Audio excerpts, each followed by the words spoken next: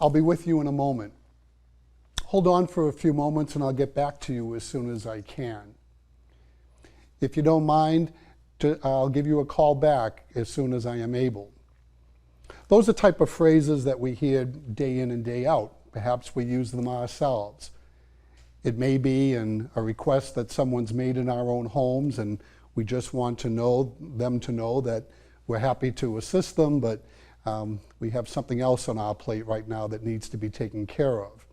Or maybe in that telephone call to some business where we're trying to figure out the accuracy of a bill that we've received.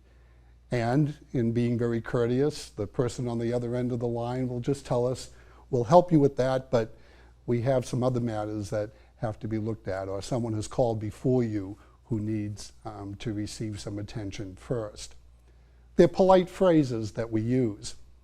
And I think because we know those as being polite phrases, certainly respecting the individuals to whom they are addressed, some of these phrases that the Lord uses in today's gospel can catch us off guard.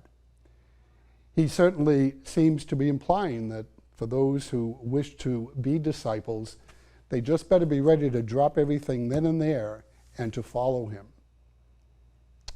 Now, I think to appreciate the significance of what Jesus is really saying in these passages, we obviously have to see the whole story.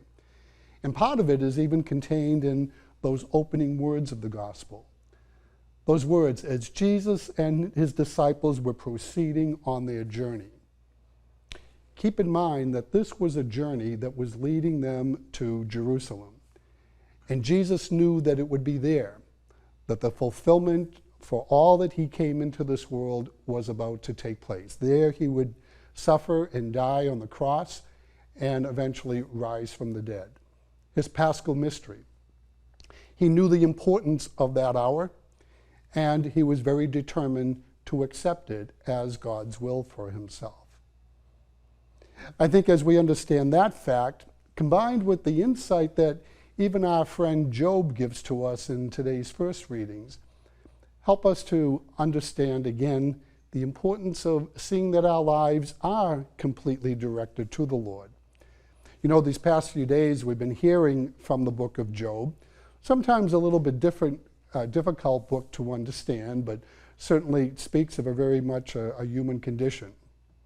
Why do bad things happen to good people? Job, we know, was a very wonderful person, had many blessings had been granted upon his life, but all of them had been taken from him. And now he's being confronted by friends almost there encouraging him to lash out against God and bringing these tragedies upon him. But we hear today that Job is very quick to recognize the power, the wonder, the magnificence of God who controls everything from the planets and the stars and the sky to really our own breathing in and out. Job's way of recognizing that even in the difficult moments, even in the struggles that we have, the Lord is there to walk with us, to give us the strength, the grace we need to survive.